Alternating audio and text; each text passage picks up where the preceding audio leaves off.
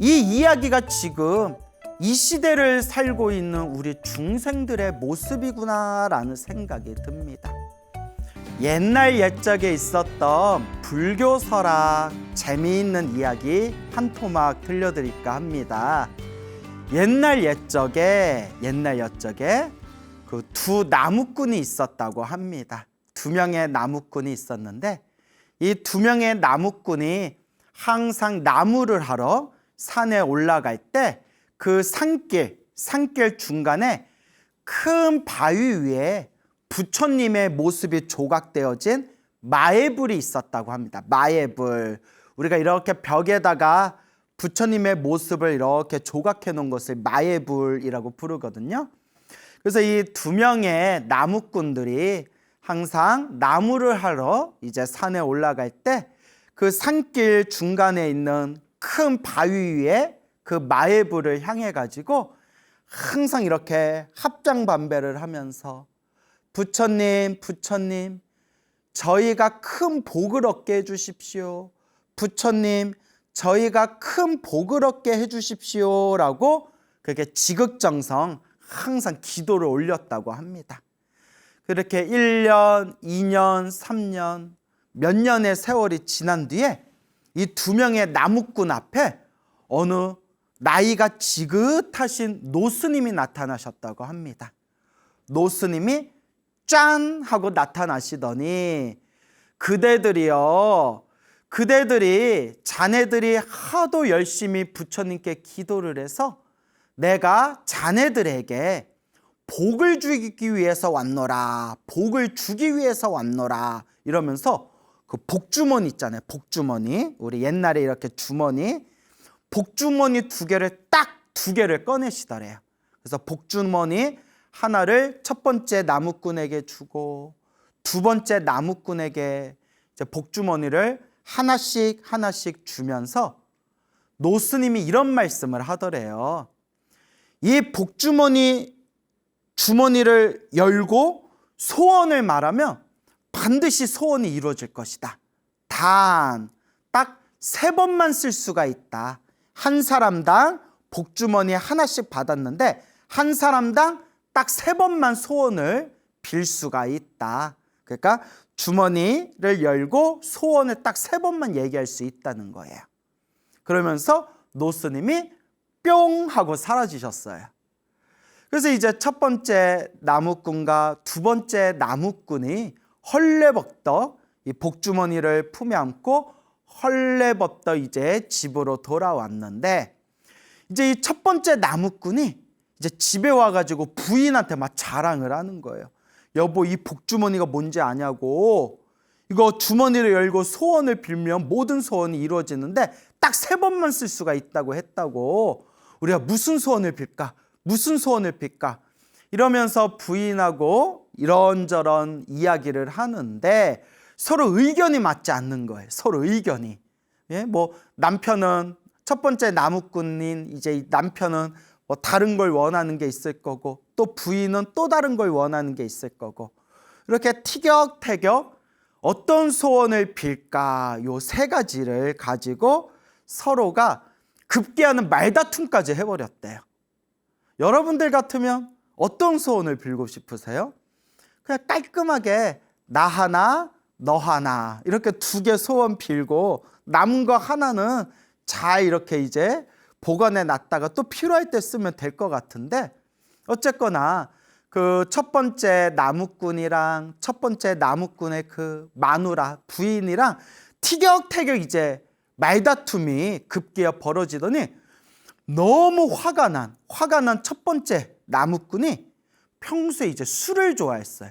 평소에 술을 좋아해가지고 아우 내가 진짜 술 한 잔 먹어야 내가 이거 화가 좀 풀리겠다 해가지고 에라이 하면서 그냥 화가 나가지고 신경질이 나고 짜증이 나서 복주머니를 딱 열고 아주 맛있는 진수성찬 술상이나 한 판 펼쳐져라 하고 소원을 빌었어요.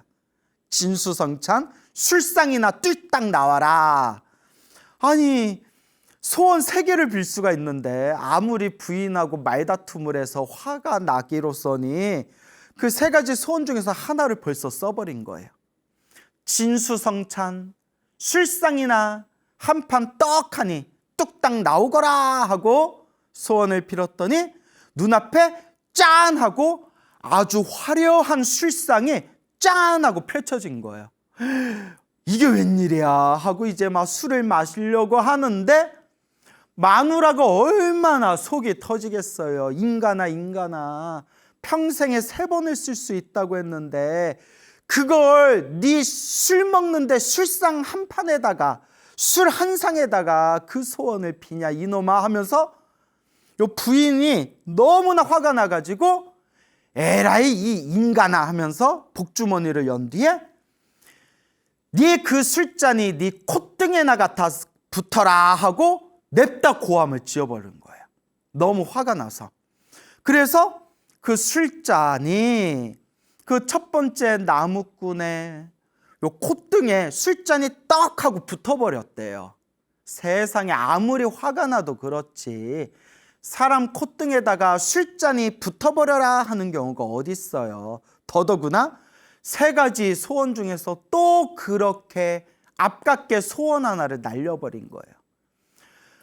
술잔이 콧등에 붙어버린 첫 번째 나무꾼은 이러지도 못하고 저러지도 못하고 숨도 제대로 쉬지 못하는 상황이 되어서 어쩔 수 없이 막 숨이 캑캑 막혀가지고 어쩔 수 없이 복주머니를 다시 연 뒤에 콧등에 붙어있는 술잔아 똑 떨어져라 해가지고 3번째 소원을 빌었더니 콧등에서 술잔이 뚝 하고 떨어져 나갔다고 합니다. 그렇게 어이없이 소원 3가지를 다 써버리고 말았다.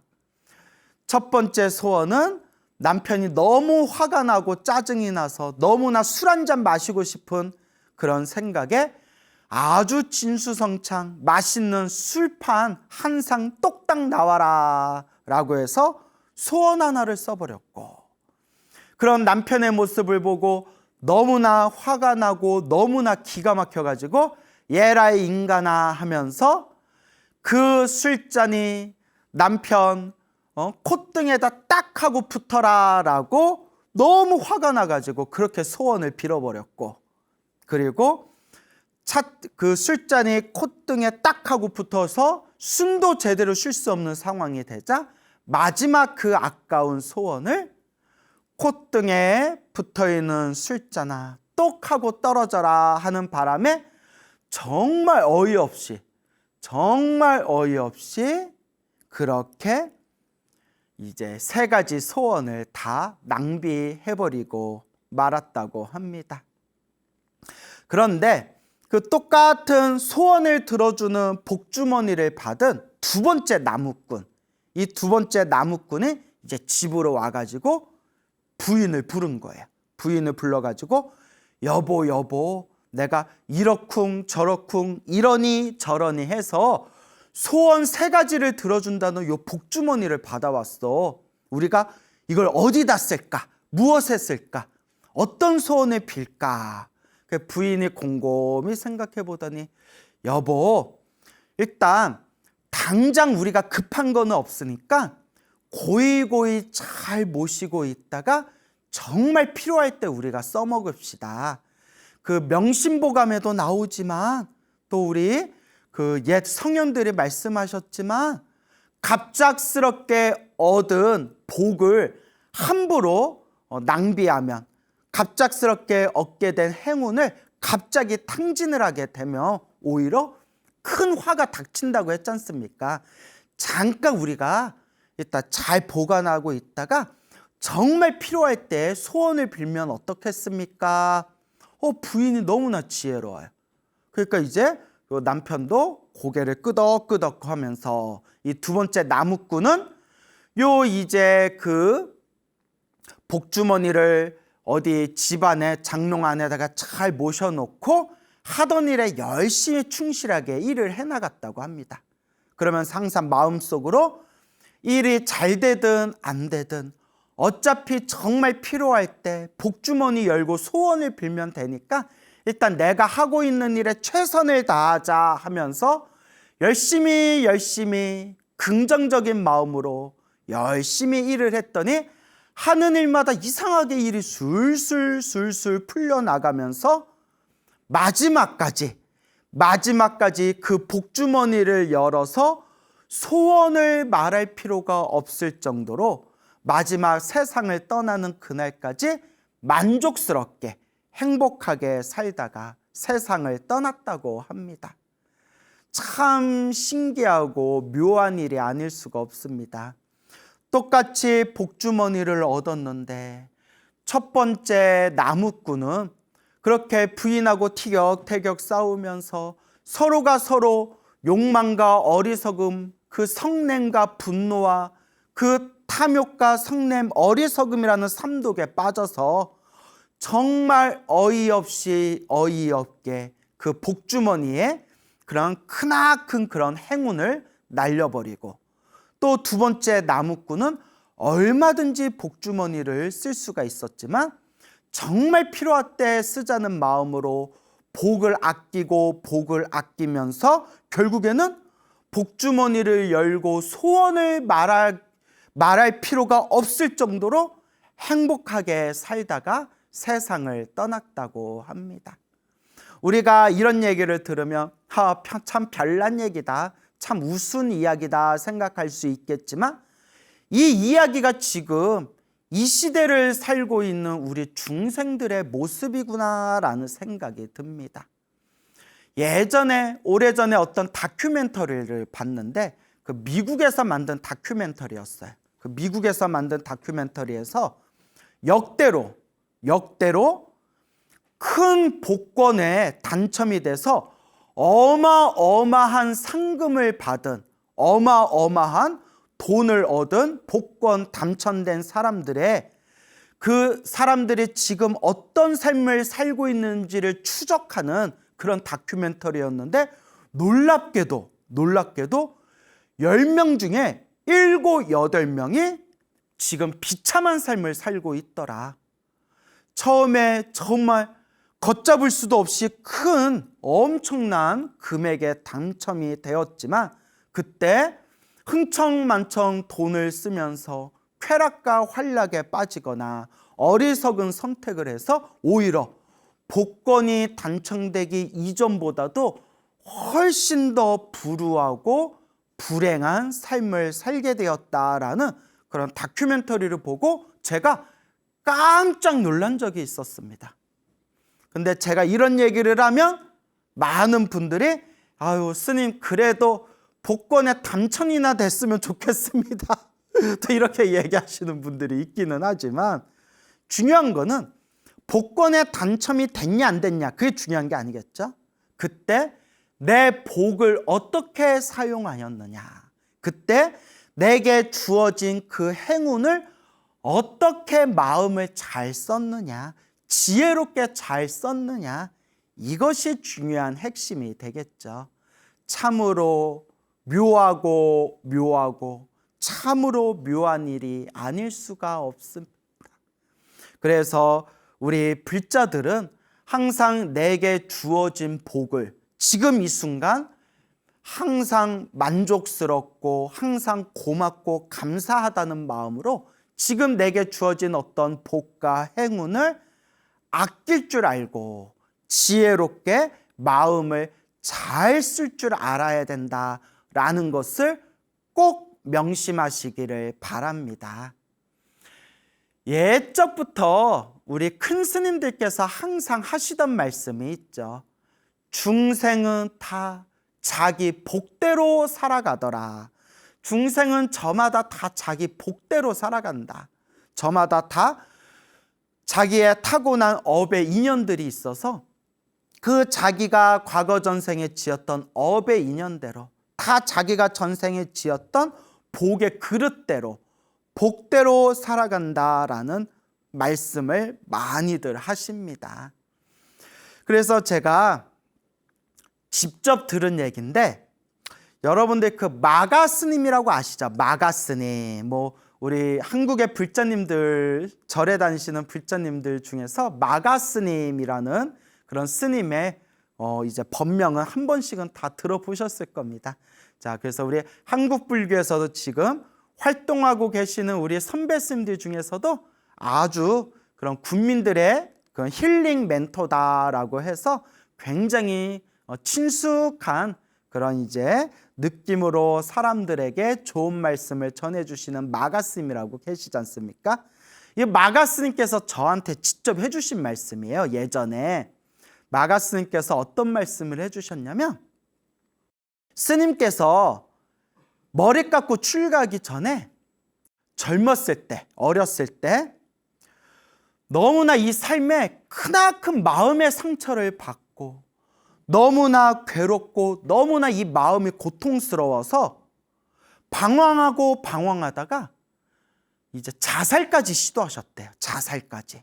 스스로 목숨을 끊으려고까지 시도를 하셨는데, 그러다가 정말 과거 전생 한 가닥 착한 성근이 있었는지 이 소중한 부처님 법을 만나게 돼서 머리를 깎고 이제 출가를 하셨다고 합니다. 머리를 깎고 출가를 해서 부처님의 가르침을 닦아 나아가면서 이 마음에 씻을 수 없었던 크나큰 상처, 이 마음의 큰 상처가 이렇게 치유되는 경험을 하셨다고 합니다. 그런데 마음의 이제 상처는 머리를 깎고 출가해서 이 마음의 그 큰 상처, 고통은 이렇게 내려놓게 되었는데, 근데 한 가지 좀 이상한 일들이 있더래요. 그게 무엇인고 하니, 마음은 많이 편안해지셨는데 무언가 활동을 하다 보면 자꾸 장애가 생기고 자꾸 일이 뜻대로 이루어지지 않고 자꾸 어떤 활동을 진행해도 자꾸 어그러지더래요. 그래서 이게 한두 번도 아니고 자꾸 일을 하면서 일이 잘 풀리지 않고 뭐가 자꾸 막힘이 생기니까 곰곰이 생각해 보시다가, 내가 과거 전생에 업보가 많은가 보다. 내가 전생에 지어놓은 복이 없나 보다. 그렇지 않고서 이렇게 내가 무슨 일을 할 때마다 왜 이렇게 자꾸 일이 어그러질까? 내가 복이 없고 전생에 내가 공덕을 많이 닦지를 못했나 보다라는 생각이 딱 드시더래요. 그래서 그때부터 마가 스님이 자꾸 이제 주변에 좋은 일을 많이 하려고 자꾸 애를 쓰셨대요. 그래서 통장 잔고가 비어 있어도 조금씩이라도 주변에 좋은 곳에 이제 후원을 하시고, 또 주변에 도움이 필요한 곳이 있으면 이렇게 또 도움의 손길도 내밀고, 그리고 이제 여기저기 이제 전국을 다니면서 이 부처님의 이 좋은 가르침을 사람들한테 널리 전하려고 애쓰고, 그렇게 이제 꾸준히 복을 닦는 마음으로, 선업을 닦는 마음으로, 공덕을 닦는 마음으로 자꾸 닦아 나아가다 보니까 그렇게 점점 시간이 지날수록 조금씩 일이 이렇게 풀려나가는 게 느껴지더래요. 이렇게 일이 쫙 풀려나가는 게 느껴지면서, 이게 이 부처님 말씀이 하나도 틀린 게 없구나. 옛적에 그 큰 스님들 말씀이 틀린 게 없구나. 내 공덕은 내가 닦는 것이구나. 그러면서 열심히 활동을 하시다 보니까 지금은 이렇게 한국 불교에서도 많은 불자들에게 존경받고 사랑받는 그런 국민 힐링 멘토가 지금 딱 하고 되셨지 않습니까? 그러면서 저한테 직접 하신 말씀이, 나도 젊었을 때는, 마가스님께서 나도 젊었을 때는 이상하게 일이 잘 풀리지 않고 막힘이 많았다. 하지만 내 업이, 내 복의 그릇이 작다라는 걸 인정하고, 내가 좀 업보가 두껍구나라는 걸 인정하고 자꾸 좋은 일을 하려고 복을 지으려고 노력했더니 어느 순간부터 점점 일이 잘 풀리고 내 주변의 일들이 점점 편안해지는 걸 느끼게 되었다라는 말씀을 해주셨습니다. 그래서 저도 스님 너무나 좋으신 말씀입니다. 참 좋으신 말씀입니다. 라고 제가 이렇게 가슴에 그 마가슴 이야기를 이렇게 이제 되새겼던 그런 기억이 있습니다. 그리고 우리 BTN 불교 TV의 명법사 스님이신 동훈 스님, 다음 생 이야기, 우리 동훈 스님, 동훈 큰 스님 계시지 않습니까? 또 이 동훈 스님께서 또 직접 해주신 이야기입니다. 동훈 스님께서 젊었을 적에 열심히 이제 참선 수행을 하시다가 이런저런 이제 여러 가지 인연들이 엮이셔가지고 저 서울 시내에 그 옛날부터 있었던 그 작은 절터가 있었답니다. 작은 절터가 있었는데 그 절에다가 이제 큰 포교당, 큰 절 건물을 짓기로 이제 결심을 하셨다고 합니다. 이제 여기다 부처님 도량을 새롭게 이렇게 불사를 해야 되겠다라고 마음을 딱 먹으셨는데 그때가 IMF 시절이었어요. IMF. 우리 현대 한국사에 이제 크나큰 어떤 고통이 있었던 시기였죠. 그때 IMF 시기여가지고 어떻게 해야 이 부처님 도량을 불사하나, 이 서울 한복판에 어떻게 해야 지금 시기에 부처님 도량을 불사하나 곰곰이 생각하다가 믿을 건 기도밖에 없다. 믿을 건 기도밖에 없구나 해가지고 저 계룡산의 중악단이라는 곳에 가가지고 거기서 이제 백일기도에 들어가셨다고 합니다. 간절하게 정말 간절하게 백일기도를 열심히 하셨는데 그 백일기도 하면서도 별의별 희한한 일들이 많으셨대요. 근데 그러거나 말거나 이게 다 기도하는데 일어나는 마장들이다, 기도할 때 일어나는 고비다라고 이렇게 관찰하시면서 그런 일들에 휩쓸리지 않고 오로지 간절하게 이 불사 공덕이 잘 이루어지도록 백일 기도를 하셨는데 마지막 100일 마지막 날에 백일 기도를 이제 마치고 꿈을 꾸셨대요. 꿈을 꾸셨는데 눈앞에 생생하게 큰 석탑이 딱 서 있더래요. 석탑. 큰 석탑, 돌로 만든 탑이 딱 하니 서 있는데 꿈에서 부처님의 그 웅장한 부처님의 탑이 꿈에서 딱 보이는 거는 아주 좋은 꿈이거든요. 그런데 자세히 보니까 탑의 끄트머리, 탑의 가장 위에 끄트머리에 그 탑의 꼭대기가 살짝 꺾여 있더래요. 살짝 밑으로 이렇게 숙여서 꺾여 있더래요. 그 너무나 멋있고 너무나 좋은 탑이었는데 마지막에 살짝 꺾여 있는 거예요. 딱 깨고 나서 이제 뭔가 짚히시는 게 있으실 거 아니에요. 동훈 큰 스님이. 동훈 스님께서 이제 내가 백일기도 한 번만 더 하면 꿈에서 본 그 구부러진 그 탑의 꼭대기가 딱 설 것 같은데 라는 느낌이 드시더래요. 내가 백일기도 한 번만 더 하면 그 탑의 끄트머리가 딱 바로 쓸 텐데 하셨지만 뭐 이러저러한 일들이 엮여서 이제 더 이상 서울에 있는 그 사찰을 비워둘 수가 없는 상황이셨나 봐요. 어쨌거나 목표로 한 백일기도는 마치시고 이제 서울로 올라오시게 됩니다.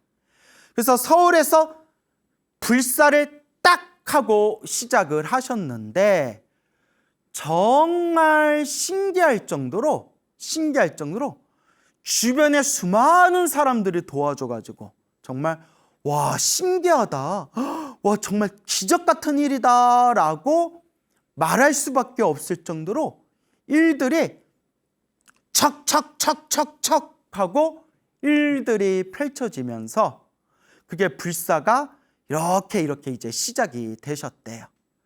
그래서 이제 불사가 이렇게 이제 원만하게 시작이 되셨지만 근데 알게 모르게 그 속에서 또 고생을 좀 많이 하셨대요.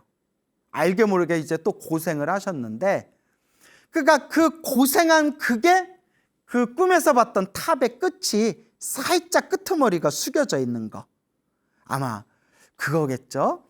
그래서 어쨌거나 그 IMF 힘든 시기에 기적과 같고 신비롭다라고까지 말할 정도로 정말 수많은 분들의 인연들이 모여가지고 힘들게 저를 딱 완공하기는 했는데 스님께서 13kg가 빠지셨대. 13kg가. 몸무게가 13kg가 뚝 살이 빠지셨는데 너무 고생을 하셔가지고 주변에서 스님 저러다 죽는다. 아유, 우리 스님 저러다가 쓰러져서 죽는다라는 소리가 들릴 정도로 건강이 급격하게 안 좋아지셨대요. 절은 딱 해놨는데. 그래서 스님께서 깊이 신중히 고민하신 뒤에 그 만들어 놓은 절을 재단 법인으로 등록을 딱 해놓고 스님께서는 아무런 미련 없이 툴툴 털어버리고 다 내려놓고 그 절을 나오셨다고 합니다. 그래서 스님께서 어디 조용한 사찰에 이제 내려오셔가지고 이렇게 몸 요양에 신경을 쓰시고 건강을 회복하는데 이렇게 이제 건강 관리를 하고 계시면서 이런 생각이 드시더래요. 아, 그 탑의 끄트머리가 이렇게 숙여 있는 게, 아, 내가 복이 한 끗 부족했나 보구나 라는 생각이 딱 드시더래요. 그 잘 만들어 놓은 탑 마지막 꼭대기가 살짝 구부러진, 그 한 끝이 살짝 구부러진 게, 아, 내 복의 그릇이 한 끗 부족했나 보구나. 그러면서 여러 생각이 드시더래요. 그러면서 이제 동은 스님께서, 아, 복이라는 게 뭘까? 팔자라는 게 뭘까? 정말 사람은 태어날 때 이 타고난 그릇이라는 게 과연 있는 것인가? 이런 진지한 의문이 드시면서 그때 주역 공부랑 명리, 이렇게 사주팔자 명리 공부를 그때 좀 깊이 하셨대요. 예? 이렇게 그냥 개인적인 호기심 때문에 깊이 공부를 하면서 견문을 넓히시고 난 뒤에 동은 스님께서 딱 얻으신 결론이 사람마다 타고나는 복의 그릇은 있을지 모르나 우리 불자들이 부처님의 가르침을 믿고 의지하면서 이 기도하고 공덕을 닦으면 얼마든지 내 운명을, 내 팔자를 바꿀 수가 있다. 내 공덕의 그릇을 넓힐 수가 있다라는 결론을 딱 얻게 되셨다고 합니다. 그래서 스님께서 비록 마지막에 불사를 완성하고 나서 마지막에 몸이 좀 건강이 안 좋아지셔가지고 이제 그 불사한 절을 내려놓고 나오시기는 했지만 그때 100일 동안 간절하게 기도했던 그 힘과 그 에너지와 그 가피 덕분에 그 힘들었던 IMF 시절에 정말 신비롭다라고 말할 정도로 수많은 인연들의 도움을 통해 가지고 그 절을 완공할 수 있었다. 분명히 가피를 체험했다라는 말씀을 그렇게 직접 해주셨습니다. 그러면서 이 동은 스님께서 얼마 전에 대구 삼보사, 동은 스님께서 주석하고 계시는 대구 삼보사에서 부처님 진신살이 9층 서탑을 딱 봉한 불사를 하셨거든요. 그러면서 이제 제가 그때 삼보사에 직접 찾아뵙고 스님께 인사를 드렸는데 이 동은 스님께서 하신 말씀이 이 탑이 그때 내가 100일 기도하면서 100일 기도를 마치던 마지막 날 밤에 꿈을 꿀 때 그 꿈에서 보았던 그 석탑, 그 돌로 만든 석탑을 꿈에서 보고 난 뒤에 마음속으로 언젠가 내가 그 꿈에서 봤던 석탑을 내가 불사를 하겠다. 그 석탑을 내가 한번 모시겠다. 라고 숙제처럼 마음에 품고 있었는데 어찌 보면 나의 이번 생 마지막 불사일 수도 있는 이 부처님 진신살이 9층 석탑을 이제 봉환하게 되었다. 그리고 그때 100일 기도하면서 꿈에서 보았던 그 석탑에 그런 어떤 숙제, 그 어떤 마음의 결심을, 그 숙제를 이제 다 마친 느낌이다라는 그런 말씀을 해주셨습니다. 그래서 동은 스님께서도 이와 같이 운명이란 뭘까? 팔자란 뭘까? 정말 사람은 타고난 저마다 자신만의 복의 그릇이 정말 있는 것일까? 이런 진지한 고민을 통해서 뭐 주역도 연구하시고 뭐 명리학도 연구하시고 그러면서 깊이 연구하신 뒤에 얻으신 결론이 그래, 부처님 법을 잘 닦으면 우리의 운명을 바꿀 수가 있는 것이다. 그래서 동은 스님께서도 꾸준히 팔만대장경 부처님의 말씀을 연구하고 공부하시고 항상 기도하시고 그 사람들에게 널리 부처님 법 전하시려고 애쓰시면서 지금은 이렇게 우리 불교TV BTN을 대표하시는 명법사 스님이 되셔가지고 지금 이와 같이 훌륭한 부처님 법을 전국에 널리 또 펼치고 계시지 않습니까? 그러면서 이러한 동은 스님의 말씀을 듣고 그래, 부처님 법이야말로 내 운명을 바꿀 수 있는 가장 확실한 방법이구나.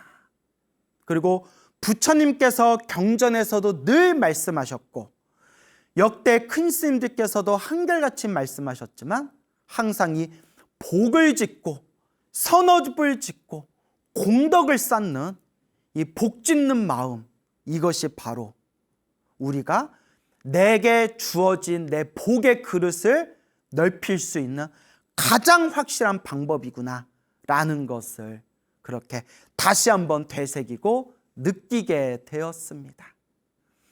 그래서 예전에 어떤 선배 스님께 들은 이야기인데 이 선배 스님께서 행자 생활을 1년 넘게 하고 난 뒤에 이제 계를 받고 이제 정식으로 스님이 돼가지고 큰 스님을 찾아갔대. 큰 스님을 이렇게 찾아가서 이제 어느 큰 스님을 찾아가서 이렇게 이제 삼배를 올리고 스님, 제가 이제 이제 제가 이제 계를 받고 수행을 시작하게 되었습니다. 제가 어떻게 해야 수행을 잘할까요? 스님, 좋은 말씀 좀 해주십시오 했더니 큰 스님께서 복을 지어라 하시더래요. 그래서 예 했는데 생각할수록 아니 왜 어떻게 해야 수행을 잘할까요? 했는데 왜 복 지으라는 말만 하지? 그러다가 또 조금 시간이 지난 뒤에 또 다시 찾아뵙고 또 인사드리면서 스님, 제가 이제 수행을 하고 공부를 하려는데 좋은 말씀 좀 해주십시오 했더니 지금 너는 개 받은 지 얼마 안 되니까 지금 초심 때 복을 지어라. 복을 많이 지어야 된다. 대중들에게 복을 많이 짓고 이 마음의 복을 많이 지어야 된다. 그래서 이 선배 스님이 가만히 계시다가 용기를 내서 여쭤봤대요. 스님, 아니 지혜를 닦아라 라고 말씀해 주셔야지 제가 어떻게 해야 수행이 잘 되겠습니까? 어떻게 수행할까요? 하면 이 지혜를 얻는 방법을 가르쳐 주셔야지. 아니 제가 무슨 절에 다니는 보살도 아니고 그냥 복 지어라 라는 말만 하십니까? 했더니 큰 스님께서 야! 복이 있어야 수행을 한다 라고 한마디를 딱 하시더래요. 복이 있어야 수행도 할 수 있다. 너 복 없으면 수행도 못한다. 그때 뭔가 딱 가슴에 뭐가 딱 와닿는 느낌이 들었대요. 그러니까 머리로는 잘 이해가 안 되지만 야! 복 있어야 수행도 한다. 근데 이 선배 스님께서 10년이 지나고 20년이 지나고 30년이 지나고 온갖 이런저런 산전수전 다 겪고 주변의 온갖 일들을 다 보고 들은 뒤에 이 선배 스님이 하시는 말씀이 복을 지어야 된다. 복 지어야 된다. 복 없으면 아무것도 못한다. 수행도 복이 있어야 수행할 수 있고 지혜를 닦을 수 있다. 이제 그 큰 스님의 말씀이 딱 가슴에 절절하게 와닿더라라는 말씀을 하셨습니다. 그래서 우리 부처님의 경전, 아함경 초기 경전에서조차도 우리 부처님께서 하신 말씀이 세상에서 가장 복짓기를 좋아하는 자가 있다면 바로 나, 열애, 나인이라, 부처인 나인이라. 부처인 내가 가장 세상에서 복짓기를 좋아한다 라고 하시면서 그 자리에 있는 대중들에게 힘 중에서 가장 강한 힘이 있으니 그것이 바로 복력이다. 복의 힘이다. 부처인 나 또한 복의 힘이 있었기 때문에 이렇게 보리수 나무 아래에서 마왕을 항복시키고 성도, 도를 완성할 수 있었던 것이다 라는 그런 아주 소중한 말씀이 아함경에 나옵니다. 우리 불교의 목표는 지혜입니다, 여러분. 우리의 불교의 목표는 지혜고 깨달음이고 모든 중생 다 함께 성불하는 것, 이게 바로 불교의 목표입니다. 단 수행을 하고 깨달음을 얻고 지혜를 완성해서 모든 중생 성불하기 위해서는 그 밑바탕에 복이 있어야 된다라고 우리 선지식들께서 간곡하게 말씀하셨습니다. 그래서 우리 부처님의 가르침을 공부하면서 여러분들이 항상 이 부처님의 법을 닦아 나아가면서 늘 명심해야 될 게 있습니다. 복을 짓되 지혜롭게 복을 지어야 된다. 지혜롭게 복을 짓는 것이 중요합니다. 우리 주변에 보면 부처님의 가르침을 올바르게 배우지 못한 올바른 견해가 없는 사람들이 복을 짓겠다라고 하면서 오히려 엉터리 짓을 하는 경우가 굉장히 많습니다. 엉터리 짓을 하는 경우가 굉장히 많다. 그래서 복을 짓겠다라고 하면서 살아있는 생명을 죽여서 제사를 올린다거나 복을 짓겠다라고 하면서 방생을 한답시고 민물에서 살아야 되는 자라나 거북이를 이제 바다에다가 그냥 방생을 해버린다거나, 예? 그리고 또 방생을 해서 복을 짓겠다 해놓고 우리나라에서 금지되어져 있는 어종을 풀어줘서 방생을 한다거나, 이런 것도 다 어리석은 거에 속하는 것이 되겠죠. 그리고 또 어떤 분은 부처님의 올바른 가르침을 제대로 이해하지 못하고 숙명론에 빠지고 이상한 그런 점술 같은 이상한 것들에 빠져가지고 그것에 마음을 의지하면서 정작 자신의 복과 선업과 공덕을 닦을 줄 모르는 그런 사람들이 너무나 많구나. 꼭 명심하셔야 됩니다.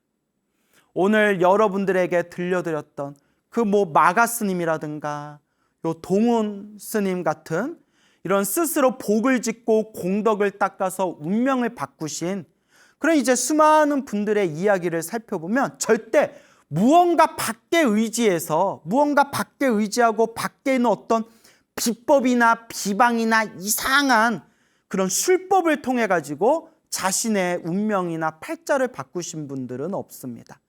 오로지 부처님의 말씀을 되새기고 부처님의 올바른 가르침에 입각해서 올바른 복을 짓고 올바른 선업을 짓고 올바른 공덕을 닦아서 자신의 업장을 소멸하고 자신의 운명을 바꾸어 나가셨다라는 것을 꼭 명심하시기 바랍니다.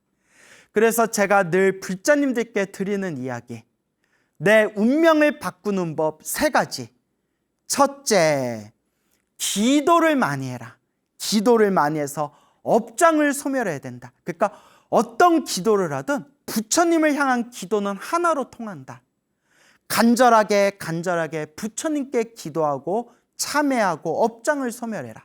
두 번째, 기도하면서 항상 복을 지어야 된다.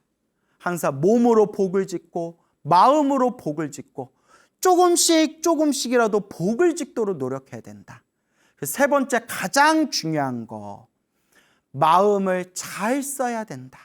이 마음을 잘 쓰는 거, 이게 제일 어려운 일이고 제일 어려우면서 가장 중요한 핵심이다 라는 이 세 가지를 여러분들에게 귀가 따갑도록 여러분들에게 말씀을 드리는 바입니다. 그래서 항상 부처님의 가르침을 잘 공부하면서 부처님의 올바른 그런 말씀을 항상 가슴에 되새기고 늘 염불하고 기도하고 늘 복을 짓도록 노력하고 늘 이 마음을 잘 쓰는 것, 이것이 바로 우리의 운명, 우리의 팔자를 바꿀 수 있는 가장 확실한 방법이다라는 것을 꼭 명심하시기 바랍니다. 부처님 당시의 일입니다. 이 석가모니 부처님께서 29살에 출가하시고 35살에 보리수 나무 아래에서 완전한 깨달음을 얻으시고 위대한 깨달음을 얻으신 눈을 뜬 자, 거룩한 성자 붓다가 되십니다. 이제 부처님이 되시는 거죠. 35살에 보리수 나무 아래에서 완전한 깨달음을 얻으신 뒤에 약 한 5년 정도, 2년에서 5년 정도 후에 있었던 아주 그런 큰 사건이었다고 합니다.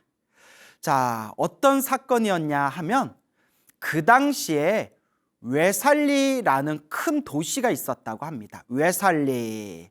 그리고 이제 산스크리트어로는 바이샤르라고 이제 부르는데요. 이 웨살리라는 그런 크고 아름다운 부유한 도시가 있었다고 합니다.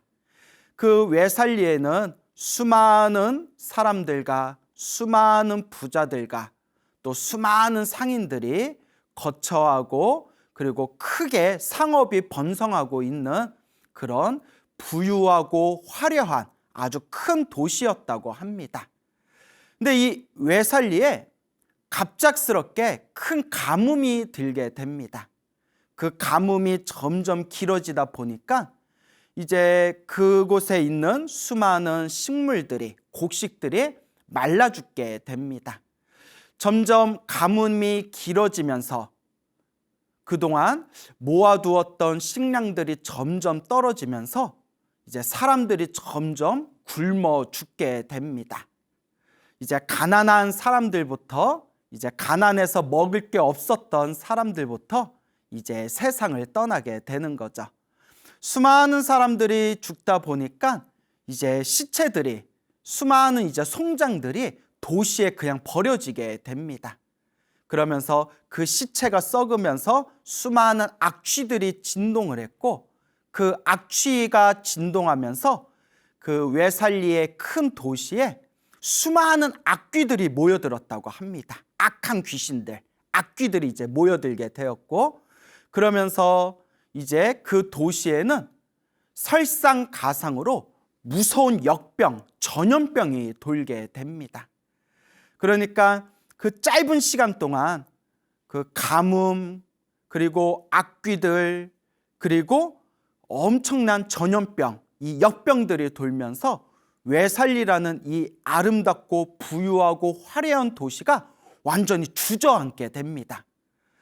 수많은 시민들이 동요하고 수많은 사람들이 공포에 질리게 됩니다. 그래서 이 수많은 시민들이 다음과 같이 왕을 향해서 이야기합니다. 왕이여, 지난 과거에 7명의 왕들이, 과거에 7명의 7대, 7대의 왕들이 이 웨살리를 지배했을 때 아무런 일이 일어나지 않았습니다. 그런데 지금 그대가 왕으로 있는 이 시기에 엄청난 가뭄과 그리고 역병과 악귀들이 이 도시에 횡행하고 있습니다. 왕이여, 그대에게 허물이 있는 것이 아닙니까? 라고 시민들이 이제 동요를 일으키고 왕을 향해서 비난을 하게 됩니다. 그래서 왕이 그 광장에, 그 대도시의 광장에 수많은 시민들을 모아놓고 다음과 같이 이야기합니다. 그대들이여, 만약 나에게 조금의 허물이라도 있다면, 나에게 조금의 잘못이라도 있다면 나를 향해서 나의 잘못을, 나의 허물을 지적해 주십시오라고 시민들을 향해서 말을 합니다. 그래서 시민들이 조목조목, 그 웨살리의 주민들이 조목조목 왕의 지금까지 살아왔던 모습에 대해서 하나하나 점검하기 시작합니다.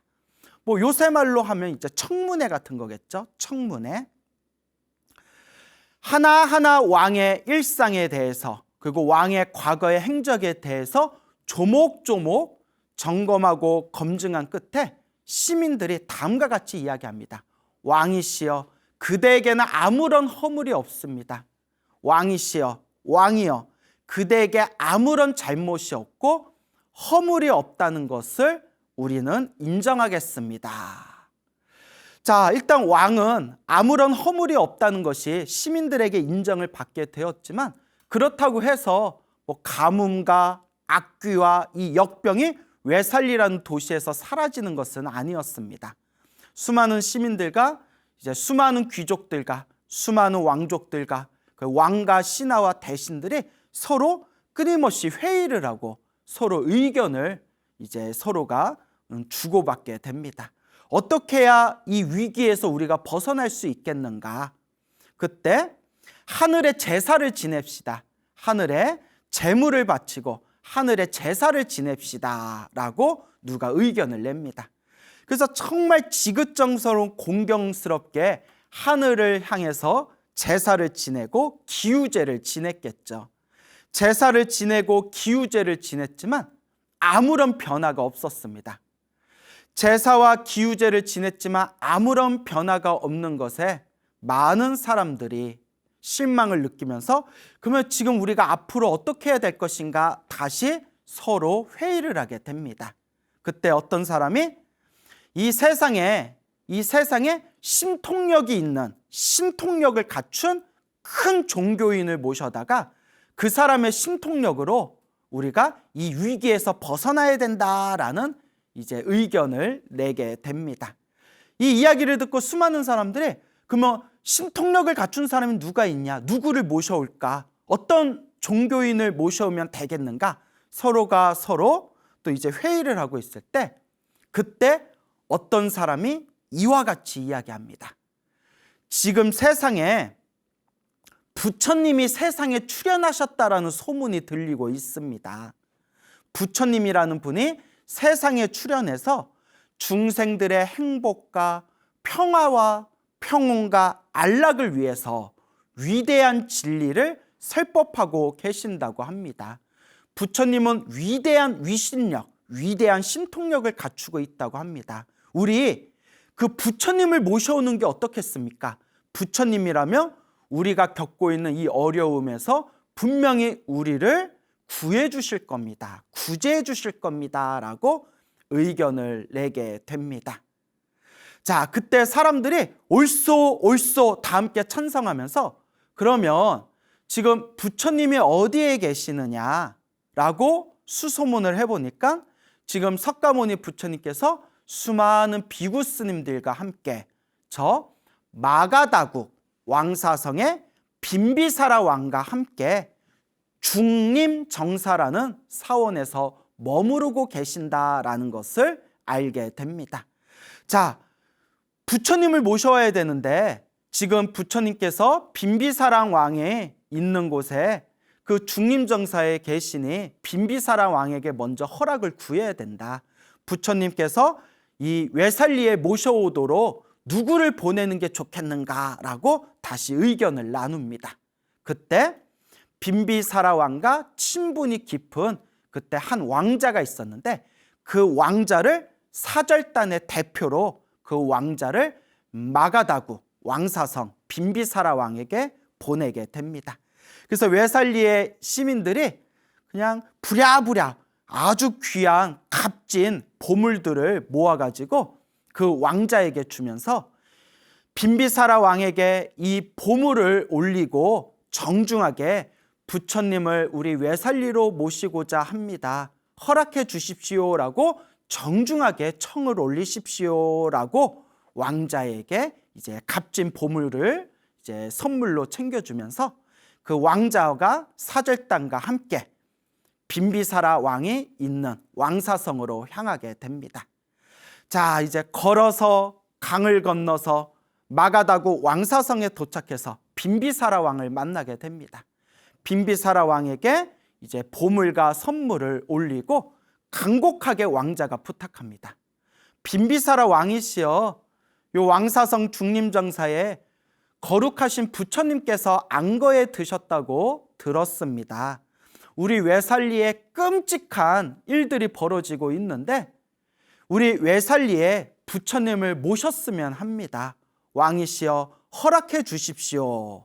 근데 이제 빈비사라 왕은 너무나 부처님을 존경하고 부처님을 공경하고 항상 부처님을 옆에 모시고 싶었기 때문에 사실 빈비사라 왕은 부처님을 이렇게 자기 곁에서 이렇게 떠나보내는 걸 아마 싫어했을 겁니다. 하지만 빈비사라 왕이 그렇다고 이제 대놓고 안 된다 할 수는 없는 노릇이고 그 왕자 사절단을 대표해서 온 그 왕자에게 다음과 같이 이야기합니다. 이것은 내가 판단하고 이것은 내가 결정한 일이 아닙니다. 자, 사원에 가서 부처님께 직접 여쭤보시고 부처님께 직접 청을 올리십시오라고 그렇게 이제 지혜롭게 이야기를 합니다. 그래서 이제 왕자가 다시 중림정사에 계시는 부처님께 찾아가서 부처님 발 아래 공경스럽게 예배를 올리고 부처님께 간곡하게 청을 올립니다. 거룩하신 부처님이시여, 제가 살고 있는 외살리라는 이 아름답고 화려하고 부유한 이 큰 도시에 엄청난 재앙과 재난이 닥쳤습니다. 부처님이시여, 우리 외살리에 오셔가지고 우리 외살리에 살고 있는 우리 시민들을 부디 구제해 주십시오라고 간곡하게 청을 올립니다. 그때 부처님께서 깊은 지혜의 눈으로서 과연 부처인 내가 외살리에 갔을 때 어떤 결과가 펼쳐질 것인가 라는 것을 부처님께서 지혜의 눈으로 완벽하게 그것을 꿰뚫어 보십니다. 그때 부처님께서 다음과 같이 지혜로서 판단을 하십니다. 만약 부처인 내가 외살리에 가게 된다면 외살리에서 나는 처음으로 보배경이라는 경전을 세상에 널리 선포하게 될 것이고 보배경이라는 경전의 위신력에 의하여 외살리의 모든 재앙과 재난은 사라지게 될 것이고 수많은 사람들이 이 보배경의 가르침을 통해서 큰 지혜의 이익을 얻게 될 것이다. 마땅히 내가 지금 외살리에 가는 것이 옳은 일이리라 라고 부처님께서 지혜의 눈으로 판단하시게 됩니다. 그래서 부처님께서 500명의 비구들과 함께 이제 외살리로 길을 떠나시게 됩니다. 그때 왕사성의 빈비사라 왕이 이제 부처님께서 외살리로 가시는 그 걸음걸음마다 불편함이 없도록 지극정성으로 옆에서 시봉하고 호위하면서 외살리로 건너가는 강가에까지 이제 부처님을 지극정성으로 시봉하면서 옆에서 호위를 하면서 강가에 도착하게 됩니다. 그리고 미리 준비해둔 아주 튼튼하고 안전한 배에 부처님과 500명의 스님들이 이렇게 타실 수 있도록 그렇게 준비를 다 마친 뒤에 이제 외살리의 시민들에게 전가를 보냅니다. 부처님께서 이제 강을 건너서 외살리가 있는 땅으로 이제 도착하게 되실 것이다. 그러니 외살리의 사람들이여 부처님을 맞이할 준비를 하시오라고 그렇게 이제 전가를 보내게 됩니다. 자, 부처님께서 이제 배를 타시고 500명의 비구 스님들과 함께 강을 건너서 외살리가 있는 그 땅에 딱 배가 멈추게 됩니다. 그때 부처님께서 배에서 내려서 발자국이 땅에 딱 찍히는 순간, 배에서 내려서 부처님의 거룩한 발바닥이 이 땅에 발자국을 딱 찍는 순간 갑자기 오랫동안 가뭄에 오랫동안 그 하늘이 다 말라 비틀어진 그런 하늘에서 부처님의 발자국이 땅바닥에 찍히는 순간 엄청난 폭우가 쏟아졌다고 합니다. 하염없이 폭우가 쏟아지면서 성 안에 있었던, 웨살리의 대도시에 있었던 수많은 시체와 송장들이 그 폭우에 빗물에 휩쓸려서 거리를 깨끗하게 빗물로써 싹 씻겨 내려가면서 그 도시의 그 골목마다, 거리마다 시체와 송장들을 깔끔하게 빗물에 의해서 이제 강으로 다 밀어버렸다고 합니다. 자, 이것은 하늘세계 신인, 제석천인 샤카 천왕이 부처님께서 웨살리에 이제 오시게 되면서 부처님을 정중하게 맞이하기 위해서 하늘의 신 샤카 천왕이 빗물을 내리게 한 거라고 합니다. 그리고 샤카 천왕이 수많은 천신들과 함께 웨살리라는 대도시에 미리 내려와서 부처님을 맞이할 준비를 합니다. 하늘의 위대한 신인 이 샤카 천왕, 하늘의 신 제서천왕이라고도 부르고요, 인드라 신이라고도 불리우는 이 샤카 천왕이 하늘에서 웨살리 성으로 내려와서 부처님을 맞이할 준비를 했을 때 하늘의 위대한 신이 웨살리에 내려오는 순간 웨살리에 있는 수많은 악귀들이 비명을 지르면서 흩어졌다고 합니다. 그래서 우리 불교에서는 우리가 초하루 때마다 신중기도를 올리지 않습니까, 여러분? 불자 여러분들은 다들 알고 계시죠? 신중기도를 올리는 게 바로 이와 같은 의미가 담겨져 있습니다. 하늘에 부처님의 법을 수호하는 수많은 호법선신, 법을 보호하는 착한 신들, 하늘의 신들이 우리 불자들과 우리 불법을, 그리고 이 세상을 보호하고 옹호해 주기를 발언하면서 올리는 기도가 바로 신중기도가 되겠죠. 자, 부처님께서 한 걸음 한 걸음 500명의 비구 스님들과 함께 이제 발자국을 옮기면서 웨살리의 성으로, 웨살리의 도시로 향하게 됩니다. 웨살리에서 마중 나온 수많은 왕족과 귀족과 시민들은 빈비사라 왕이 보였던 그 공경스러운 그 마음과 그 부처님을 향한 정성스러운 마음보다 훨씬 더 지극한 마음으로 부처님을 맞이하고 부처님을 응접하고 부처님과 500명의 스님들이 가시는 길에 어려움이 없도록 최선을 다합니다. 자, 부처님과 500명의 스님들이 천천히 이제 발걸음을 옮겨서 드디어 저녁 때쯤에 웨살리 큰 대도시의 성문 앞에 도착하게 됩니다. 그때 석가모니 부처님께서 아난 스님을 부릅니다. 부처님의 10대 제자 중에 부처님의 시자였던 다문제일 아난 스님을 부른 뒤에 부처님께서 직접 지니고 다니는 바리떼라고 하죠. 바루를 아난 스님에게 주면서 아난 스님에게 다음과 같이 이야기하십니다. 내가 그대에게 보배경이라는 경전을 알려주겠다. 이 부처님의 바루에다가 깨끗한 물을 담고 이 성 안을 골고루 이 성벽을 따라서 돌고 돌면서 이 보배경을 암송하면서 바루 안에 있는 깨끗한 물을 이 사방에 뿌려라 라고 이제 부처님께서 아난 스님에게 당부를 합니다. 아난 스님은 부처님의 바루를 들고 부처님의 바루 안에 깨끗한 청정수를 담고 성벽에서 부처님의 거룩한 지혜와 부처님의 거룩한 공덕을 마음을 일으키면서 그렇게 부처님께서 가르쳐 주신 보배경을 암송하며 성벽을 돌게 됩니다.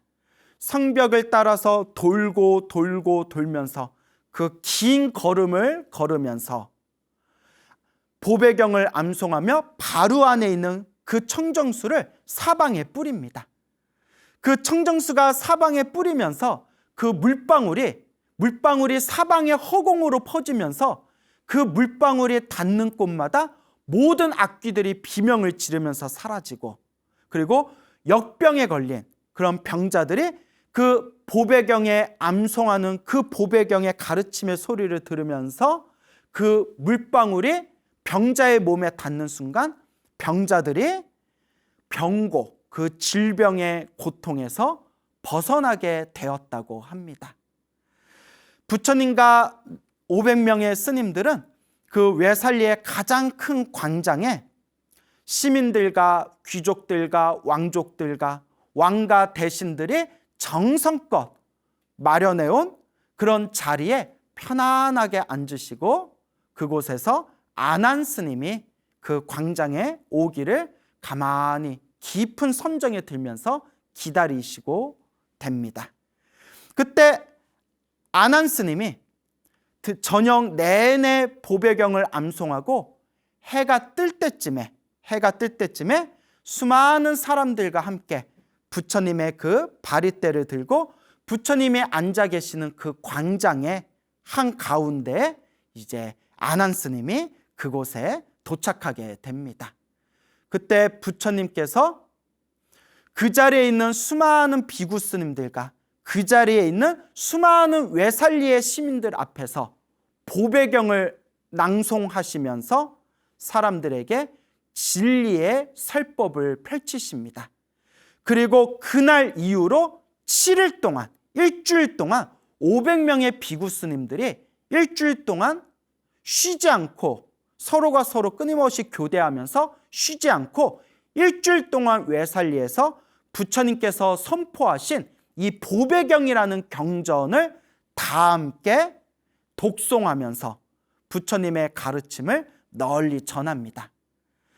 그 7일 동안 하늘에서는 비가 내리고 수많은 그런 악귀들은 완전히 흩어져서 웨살리에서 흔적조차 보이지 않게 되고, 그런 병에 걸렸던 병자들은 병에서 벗어나고, 그토록 사람들을 괴롭혔던 역병들이 점점 사라지게 됩니다.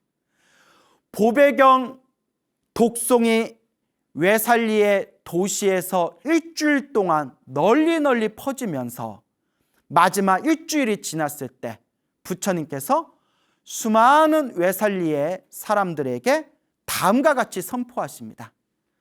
지금 이후로 웨살리의 모든 재앙과 모든 재난은 사라졌노라.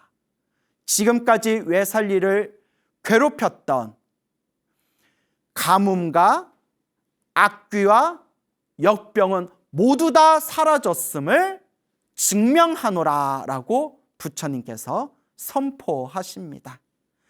그렇게 웨살리 사람들을 구제하시고 부처님께서는 다시 500명의 비구 스님들과 함께 다시 걸음을 옮겨서 이제 빈비사라 왕이 있는 그런 마가다구 왕사성 중림정사 사원으로 걸음을 옮기시게 됩니다.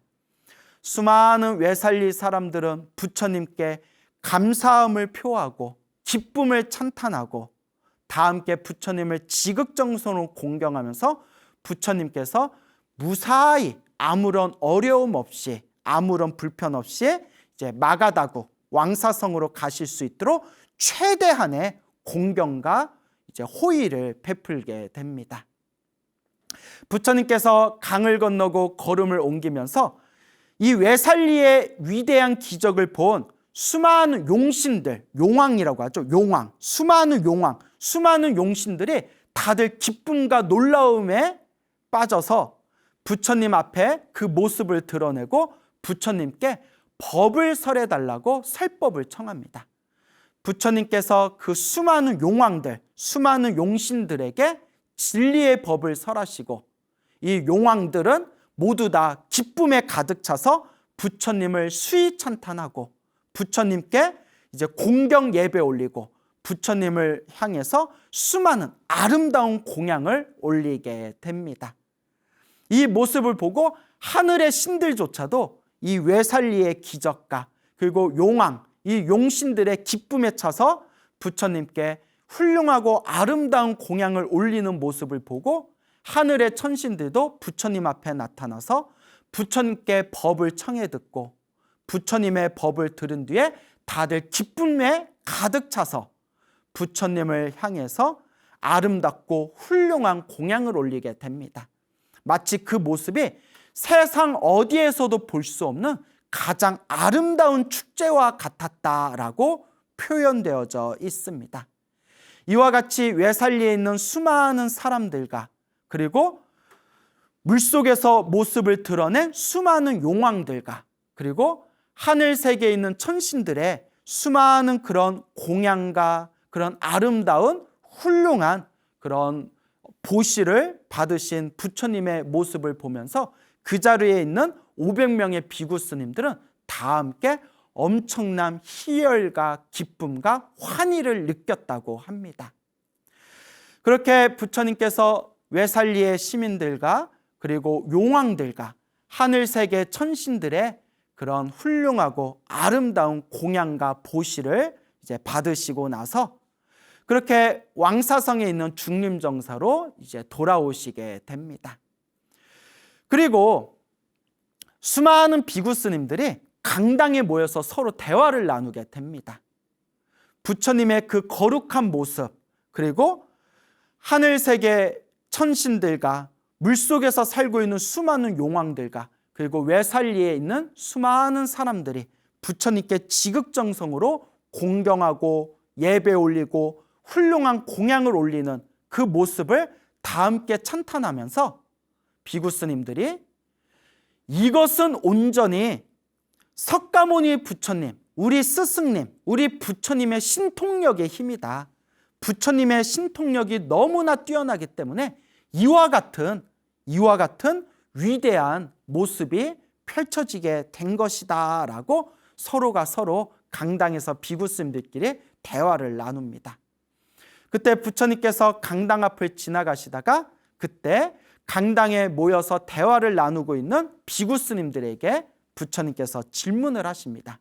그대들이여 강당에서 무슨 이야기를 그렇게 나누고 있는가? 예, 부처님, 저희가 외살리에서 봤던 그 위대한 기적과 부처님께서 사람들과 용왕들과 그리고 하늘세계 천신들에게 저토록 아름답고 훌륭한 공양을 받으시는 저 모든 위대한 모습들이 다 우리 부처님의 위대한 신통력 때문이다라고 대화를 나누고 있었습니다. 그때 부처님께서 다음과 같이 말씀하십니다. 아니다. 그대들이여.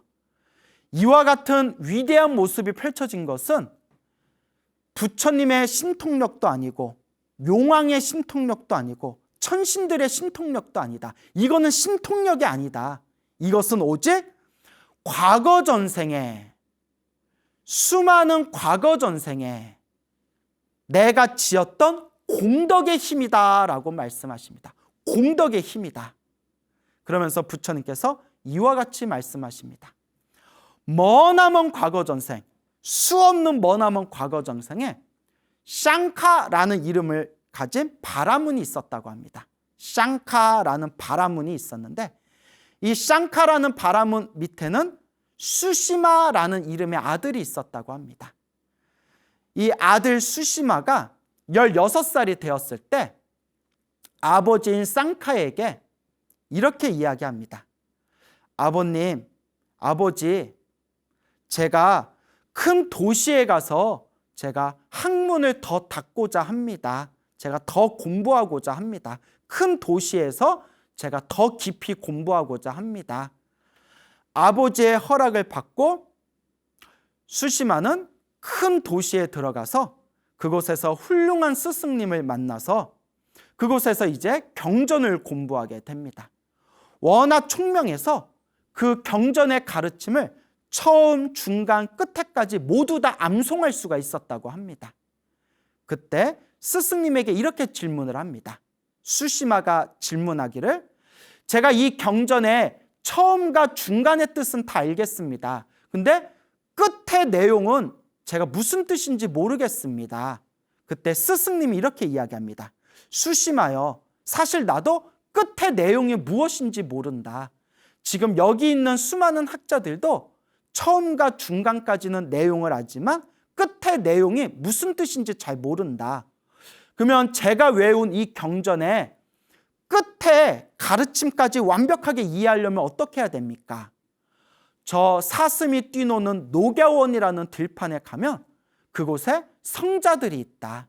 그 성자들에게 가르침을 받으면 네가 그 마지막 내용까지 이해할 수 있을 것이다. 그래서 이 수시마는 녹야원에 있는 그런 거룩한 성자들을 찾아갑니다. 그 거룩한 성자들에게 가르침을 청했을 때 그 성자들이 다음과 같이 이야기합니다.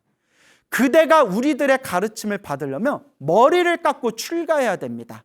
머리를 깎고 출가하겠습니까? 수시마는 진리에 불타는 구도의 열정이 뛰어난 젊은이였기 때문에 아무 미련 없이 머리를 깎고 출가를 하게 됩니다. 그리고 녹야원에 있는 거룩한 성자들 밑에서 출가 수행을 하면서 결국에는 모든 번뇌와 욕망이 사라진 거룩한 성자가 됩니다. 부처님이 계시지 않는 시대에 번뇌와 욕망이 사라진 거룩한 성자를 벽지불이라고 부릅니다. 벽지불. 부처님의 제자, 부처님이 살아계실 때 번뇌와 욕망이 사라진 거룩한 성자를 아라한이라고 부르고요. 부처님이 세상에 출현하지 않으셨을 때 혼자 힘으로 번뇌와 욕망이 사라진 거룩한 성자를 벽지불이라고 부르게 됩니다. 이거는 여러분들 나중에 불교 사전에서 찾아보시면 되고요. 벽지불이라는 거룩한 성자가 된 이 수시마라는 이 젊은이는, 이 스님은, 출가 수행자는 사람들을 위해서 이제 위대한 법을 펼치다가 너무나 열심히 활동을 하는 바람에 수명이 단축돼서 젊은 나이에 일찍 세상을 떠나게 됩니다. 수많은 사람들이 이 거룩한 성자였던 수시마의 일찍 세상을 떠난 그 모습을 안타까워하면서 이제 화장을 하고 난 뒤에 수시마의 몸에서 나온 그 사리로 그렇게 이제 탑을 세우게 됩니다. 사리탑을 세우게 됩니다.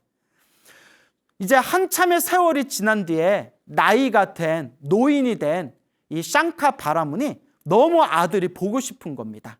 그래서 아들을 찾아서 대도시에 이제 찾아오게 됩니다. 그곳에서 사람들에게 질문을 합니다. 오래전에 혹시 수시마라는 이름의 영특한, 머리가 총명한 젊은이가 혹시 오지 않았습니까? 그러니까 사람들이 대번에 알면서 수시마는 처음에는 열심히 학문을 닦다가 나중에는 머리를 깎고 출가 수행을 해서 거룩한 성자가 되셨습니다. 우리는 그분들의 가르침을 통해서 크나큰 덕을 보았습니다. 그렇습니까? 그 수시마가 바로 저의 아들입니다. 수시마는 지금 어디에 있습니까? 그래서 사람들이 아버지인 샹카 바라문을 데리고 아들이었던 거룩한 성자 수시마의 그 사리탑으로 안내해 줍니다. 아들의 사리탑을 보면서 아들이 죽었다는 걸 알고 이 샹카 바라문이 그 자리에서 대성통곡을 하면서 땅바닥을 대굴대굴 굴렀다고 합니다. 아들을 잃은, 자식을 잃은 부모의 마음이 얼마나 찢어졌겠습니까? 하지만 이내 스스로 냉정을 되찾은 뒤에 샹카 바라문은 이렇게 생각합니다. 나의 아들의 피로 일찍 세상을 떠났지만 거룩한 성자가 되어 수많은 사람들의 존경을 받는 그런 거룩한 성자가 되었다. 그러니 이것은 참으로 위대하고 좋은 일이다라고 스스로 마음을 가다듬고 그 사리탑에 잡초를 뽑고 깨끗한 물로서 그 사리탑을 깨끗하게 청소하고 자기가 입고 있는 옷을 깨끗하게 찢어서 그것으로 깃발을 만들어서 그 깃발로서 그 사리탑을 아름답게 장엄하고 그 사리탑 위에다 그 해를 맞는 일산을 세우게 됩니다. 그러면서 석가모니 부처님께서 이와 같이 말씀하십니다. 그때 그 아들이었던 거룩한 성자 수시마의 사리탑을 깨끗하게 청소했던 그 아버지 샹카 바라문이 바로 지금 이번 생의 석가모니 부처님이다. 석가모니 부처님의 머나먼 과거 전생에 바로 수시마의 아버지였던 샹카 바라문이다. 그때 샹카 바라문은 비록 아들이지만 거룩한 성자였던 수시마라는 이 거룩한 성자의 사리탑을 깨끗하게 청소하고 잡초를 뽑고 그리고 아름답게 장엄하고 그 사리탑을 공양하고 공경한 그 사소한 공덕 하나만으로도 이번 생에 이와 같이 수많은 사람들과 저 용왕들과 하늘세계 천신들의 공양과 공경과 그리고 그들의 존경을 받을 수 있었던 것이다. 즉 이번 생에 저 외살리의 사람들과 저 용왕들과 저 천신들의 그 공양과 공경과 존경을 받은 것은 바로 부처님의 신통력이 아니라 순전히 과거 전생 샹카 바라문이었을 때 사리탑을 깨끗하게 청소하고 그 사리탑을 공양하고 공경한 그 사소한 공덕의 힘, 그 하나가 지금 이와 같은 엄청난 위대한 모습을 펼쳐낼 수 있었던 씨앗이 되었던 것이다 라고 부처님께서 말씀하셨습니다. 그리고 부처님께서 이와 같이 이야기하십니다. 신통력보다 더 위대한 것이 있다. 그것은 바로 자기 자신이 지은 공덕의 힘이다. 그 어떤 신통력보다도 위대한 힘이 있으니 그것이 바로 공덕의 힘이다. 그래서 우리 소나무에서 항상 여러분들한테 부처님의 말씀 그대로 항상 여러분들한테 늘 강조하지 않습니까? 복을 지으십시오. 선업을 지으십시오. 공덕을 쌓으십시오. 세상에 우매한 사람들은 신통력을 대단하게 여기고 그 신통력을 얻고 싶어하고 신통의 힘이 있는 사람들에게 홀딱 빠지지만 불법은 절대 그렇지 않습니다. 부처님 가르침은 절대 그렇지 않습니다. 부처님께서 분명히 말씀하셨다시피 신통의 힘보다 더 위대한 것이 있다. 그것은 바로 자기 자신이 지은 선업과 공덕의 힘이다 라는 것을 명심하시기 바랍니다. 그래서 우리 불자들은 늘 공덕을 지어야 됩니다. 늘 복과 선업과 공덕을 지어야 합니다. 마지막으로 여러분들에게 부처님께서 외살리의 기적을 일으켰던 위대한 힘이 갖춘 위대한 가르침을 갖춘 이 보배경을 여러분들에게 낭송해 드리도록 하겠습니다. 보배경. 모든 살아있는 것들이여 지상에 사는 것이건 공중에 사는 것이건 다들 기뻐하라. 그리고 마음을 가다듬고 내 말을 들으라. 모든 살아있는 것들이여 귀를 기울이라. 밤낮으로 제물을 바치는 사람들에게 자비를 베풀어라. 함부로 대하지 말고 그들을 지키라. 이 세상과 저 세상에 그 어떤 부라 할지라도 천상에 뛰어난 보배라 할지라도 우리들의 완전한 스승에게 견줄 만한 것은 없다. 이 뛰어난 보배는 눈뜬 사람 안에 있다. 이 진리에 의해서 행복하라. 마음의 통일을 얻은 스승은 번뇌와 욕망과 죽음이 없는 경지에 도달한다. 그 이치와 견줄 만한 것은 아무것도 없다. 이 뛰어난 보배는 그 이치 속에 있다. 이 진리에 의해서 행복하라. 가장 뛰어난 부처가 찬탄에 맞지 않는 맑고 고요한 마음의 안정을 사람들은 빈틈없는 마음의 안정이라고 한다. 이 마음의 안정과 견줄 만한 것은 아무것도 없다. 이 뛰어난 보배는 그 이치 속에 있다. 이 진리에 의해서 행복하라. 착한 사람들이 칭찬하는 8 지위를 가진 사람은 이러한 네 쌍의 사람이다. 그들은 행복한 사람, 부처님의 제자이며 베품을 받을 만한 사람들이다. 그들에게 베푼 사람은 커다란 열매를 얻는다. 이 뛰어난 보배는 승단 안에 있다. 이 진리에 의해서 행복하라. 고타마의 가르침에 따라 굳은 결심으로 부지런히 일하고 욕심을 버리면 죽음이 없는 곳에 들어가고 도달해야 할 경지에 이르며 평안의 즐거움을 누리게 된다. 이 뛰어난 보배는 승단 안에 있다. 이 진리에 의해서 행복하라. 성문 밖에 선 기둥이 땅속에 깊이 박혀 있으면 거세게 불어오는 바람에도 흔들리지 않는 것처럼 성스러운 진리를 관찰하는 착한 사람은 이와 같다고 나는 말한다. 이 뛰어난 보배는 승단 안에 있다. 이 진리에 의해서 행복하라. 깊은 지혜를 가진 사람이 말씀하신 거룩한 진리를 분명하게 아는 사람들은 어떤 커다란 잘못에 빠지는 일이 있다 할지라도 8번째 생존을 받지는 않는다. 이 뛰어난 보배는 승단 안에 있다. 이 진리에 의해서 행복하라. 자신이 실제로 존재한다고 믿는 견해와 의심과 형식적인 신앙, 이 3가지가 조금 남아있다 해도 진리를 깨닫는 순간 그것들은 사라진다.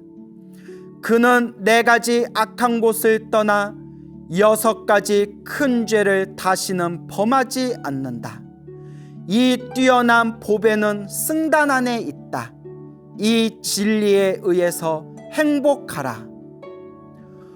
또 그가 몸과 말과 생각으로 사소한 나쁜 짓을 했을지라도 그는 그것을 감출 수가 없다. 절대 평화의 세계를 본 사람은 감출 수가 없다. 이 뛰어난 보배는 승단 안에 있다. 이 진리에 의해서 행복하라. 초여름의 더위가 숲속의 나뭇가지에 꽃을 피우듯이 눈뜬 사람은 평안에 이르는 방법을 가르치셨다. 이 뛰어난 보배는 눈뜬 사람 안에 있다. 이 진리에 의해서 행복하라.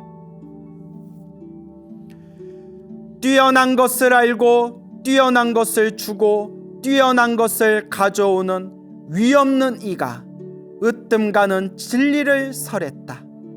이 뛰어난 보배는 눈뜬 사람 안에 있다. 이 진리에 의해서 행복하라. 묵은 업은 이미 다했고 새로운 업은 이제 생기지 않는다. 그 마음은 미래의 생존에 집착하지 않고 집착의 싹을 없애고 그 성장을 원치 않는 현자들은 등불처럼 꺼져 열반에 든다.